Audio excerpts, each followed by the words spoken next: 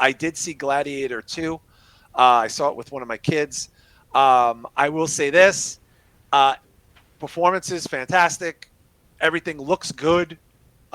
People are doing a good job in the film. Denzel's great. Pedro Pascal, this is actually a very good role for him, actually. But it felt a little unnecessary. That's the most I'll say about it. You know what I mean, Shah? It's like it literally, I don't want to say too much, but it literally is Gladiator 1. It's the same story. Like they don't even deviate almost in any way from the first Gladiator. It is like almost note for note the plot of Gladiator. Yeah, that's pretty much what I've heard, is that it's a carbon copy of the first one, except it's just, the believability is pushed to a level where it's kind of like silly. I haven't seen it, so I don't really know what happens in the movie. But I'm guessing some of the action scenes are maybe just kind of, a little out there. But it's like the Fast and the Furious in the Gladiator. That sounds good, really, man. it's fair, but it doesn't. But here's the thing, guys: it doesn't look bad necessarily because he used a lot of real shit. I will tell you this without ruining it for anybody. There is a fucking scene. I still and Violet missed it. Violet went to the bathroom. I was like, "You just missed the craziest scene I've seen." Instead of fighting gladiators, they fight rabid monkeys, and it's batshit fucking. It sounds amazing, though. To be honest with you, yo, it is like some crazy. I'm not even talking about if the monkeys look real or not. Clearly, they're not real. They fight rabid killer monkeys, and dozens of attacking, ripping, oh my God, tearing limbs off. And it's fucking bananas, dude. And it's kind of early in the movie when establishing the fucking plot. And I'm like, yo, are they going to fight the dogs with bees in their mouth? Next or something? B-show, yeah, they fight. It's a gladiator pit to the death with killer, not apes, monkeys. Like chimps? Chimps. Holy shit. Rabid chimpanzees. At first, I was like, maybe I don't need to see this movie. Between that and the rhinoceros, I think I have to see this movie now. I like the rhinoceros thing. I thought it was a cool idea. I just thought it looked cool. I don't care if it looks fake. It just was a cool idea. Dude, a motherfucker coming at you on a rhino? Come on, dude. It's fucking awesome. Yeah, and I think those are the scenes that turn people off. But I'm into that. I think I like shit like that. So I don't know. I'm all for it. I feel like I'm gonna enjoy the second one, man. I think you're gonna be like, I liked everything about this movie. I just recently rewatched the first one. I hadn't seen it since it came out in 2000 or whenever it came out. Yeah, long time ago, early 2001, 2. I know it could have been 2000. A lot of homage to the first one, clearly. But Bisha, what have you heard about the movie? I feel like it got a mixed bag, but it did pretty goddamn good. I haven't heard anything about it, but when I look at there's a Forbes article when I pull it up. It says dreadful, pointless sequel that never should have been made. I think we talked about that last week. Oh, that's Eric's review, right? I think so. That's the guy we like. Yeah, I like him. I correspond with him a little bit. He's a good guy. Okay. 71% from critics, 83% from audience. So I mean, not bad. Because of the crazy shit. It's got crazy shit in it. It's got rhinos, sharks, rabid monkeys. Shot. It kind of feels like, dude. Sharks. Yeah. Yeah, I gotta see this. Like a pit of killer sharks. It's like is that what they flood the pit? Yeah, I was gonna say. Yeah, they flood the Coliseum with killer sharks. Oh that's shit! Amazing. Oh, okay, so that's the scene that people hated because I heard that. Yeah, people really didn't like it because they said it wasn't realistic, and I'm like, okay, nothing is realistic. Well, that's what I mentioned a couple weeks ago because I had seen some reviews.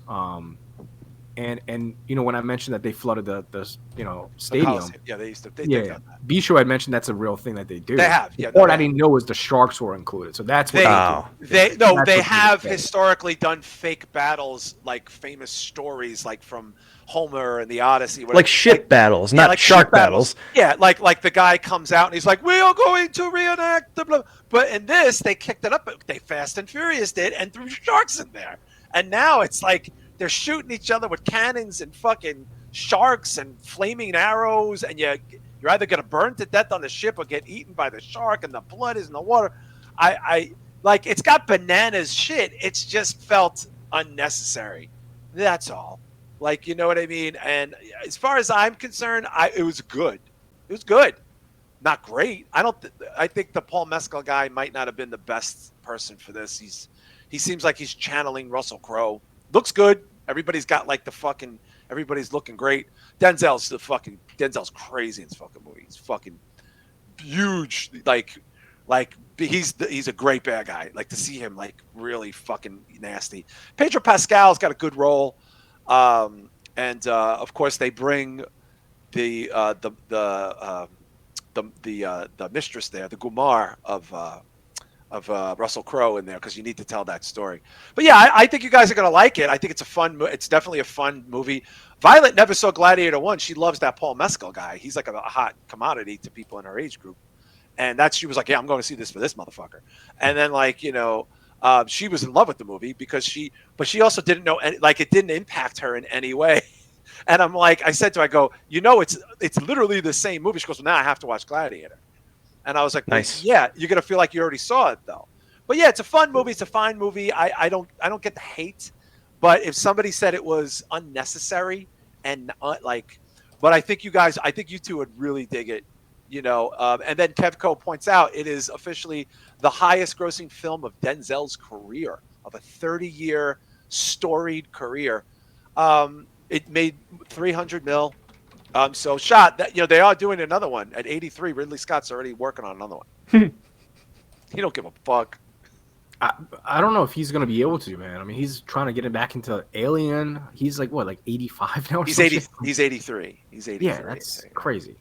I mean, I hope he can pull it off. I'd love to. Can you imagine, Shah, this motherfucker cranks out another Aliens and another Gladiator by 89 or something, and you're just like, this motherfucker, man. Like, Jesus Christ, dude. Jesus Christ. Yeah, he's 83, dude. No, don't count him out. Look, and by the way, guys, there's people in that age group still making movies. I mean, not a lot. I mean, he's got two. Clint Eastwood just released his last movie. Yeah, 90 something, 95. He's 90. He's 95. He's like his 90s. He's walking around like Hans Moleman, and he's still making movies. He just released it, and he's a hands-on guy. He's been making movies nonstop, not being in them physically because he can't do it. And what's his face, Shah? Didn't David Lynch just physically have to tap out because of cancer? He was still making shit. I don't want to misspeak on that. I really don't know. It might be emphysema or COPD, but it's something like that. He said I can't do it anymore because he's sick. So he was trying to still make movies. Probably emphysema, man. He smoked cigarettes in Philadelphia for 30 years. Oh yeah, all he does is smoke cigarettes all day. I didn't know Eraserhead is supposed to be Philadelphia. I didn't know that. I didn't know that either.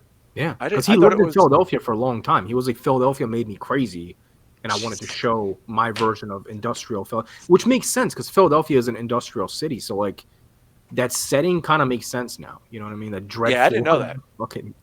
Did not know that. But I mean, it's worth checking out. I mean, look, there's better things you can see, but there's certainly worse things you can see. But it is a pretty big success, and it does seem like the audience is responding more to it, B-Show, than critics, because they seem to not give a fuck. They just want to see Gladiator shit. Yeah, I mean, I think that's one thing, like the Fast and the Furious coasted on for a long time, is people aren't looking for anything deep. They just want to check their brain off. They want to see some cars go fast. Exactly. And Mission Impossible, the early ones, they were a little bit more detailed, some of the back and forth backstabbing and who's really on whose team and stuff. I get that, but it wasn't exactly James Bond. It wasn't. No, it's not James Bond. It was let's jump out of a helicopter and hang onto a bullet train. So, and a lot of people just want to go see that stuff. A lot of people, we talked about it a couple weeks ago, they just want to go and forget about the world and see some cool shit, and then that's it. They're not going to analyze it. Well, and hang on. This is a good movie. If that's honestly what you're going strictly for the entertainment, it's entertaining. Good performances. The sets look great. Everything's real. There's probably 5,000 extras in this fucking movie. There's a lot of detail to the clothing. The fucking, the settings. They built the Coliseum. All that shit you're seeing is legit. And it's got killer monkeys in it. So fuck it. Go see it.